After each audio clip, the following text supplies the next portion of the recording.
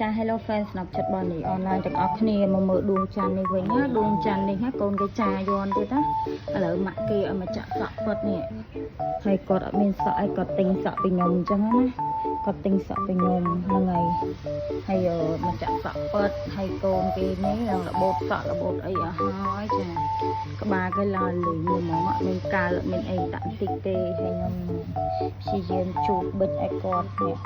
អានេះចប់បិចចប់ធ្វើទៅប៉ុន្តែវាជូតបានតិចណានេះហ្នឹងវាចូលក្នុងស្បែក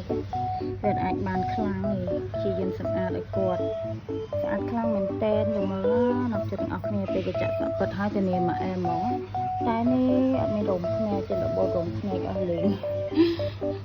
ចឹងអ្នកចិត្តណាចង់ចាក់សក់ពិតចង់អីអាចតាក់ទងមកខ្ញុំបានណាទិញពីណាក៏ខ្ញុំអត់ខ្វល់ដែរសំខាន់ខ្ញុំជួសជុលគិតលុយទៅចង់វិញចឹងចង់សម្អាតទាំងចាក់សក់ពិតចង់ធ្វើអីក៏ដែរអាចរងខ្ញុំបានណាដងមិនទីដងមិនទីដងមកសៃដងមកសៃពីថ្ងៃបានតែប៉ុណ្្នឹងទៅមានថាហត់ណាស់ស្នប់ចិត្តអើយចឹងមកមុំកំតថ្លៃចាហ្នឹងហើយខ្ញុំចាក់សក់នេះរយៈពេលប្រហែលតាំងពី2018មកឥឡូវដល់26ហើយអ្នកចិត្តអស់នេះពិតមើលមើលអត់មានឡើងទៅណាទេឈ្នួល65នៅតែ65តែបងអត់មានសក់ទេទិញសក់ពីខ្ញុំគិត115ទាំងសក់អញ្ចឹងណាអ្នកចិត្តអស់គ្នាដូចអ្នកចិត្តនេះចឹងគាត់មានសក់អីអញ្ចឹងគាត់ខ្ជិលតែទិញសក់ក្រៅគាត់ឲ្យខ្ញុំម៉ៅហ្មងទៅអស់115ណាអ្នកចិត្តវេចមុខឲ្យចេញមកតែម្ដងវេចមុខហ្នឹងណាវេចមុខណែអូអានេះខ្ញុំថែមរោមភ្នែកឲ្យទៀតណាដោយសារតាមណត់ពេកអត់មានរោមភ្នែកខ្ញុំហ្វ្រីរោមភ្នែកទៅឲ្យទៀតចាណត់ចិត្តទាំងអស់គ្នា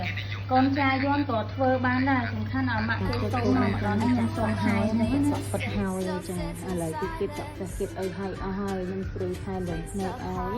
ណាចិត្តទាំងអស់គ្នាចូលទៅមើលទៅក៏អត់មានកវល់ទេ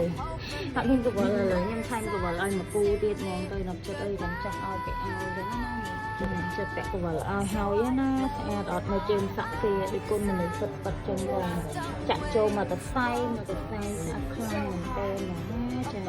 ចឹងមកចិត្តណាចង់ចាក់សក់ពិតអាចចាក់តមកបានចានិយាយទៅតម្លៃទៅដល់ហើយវាមានឡើងឯទៅណាទៅពីយ៉ាវគេមក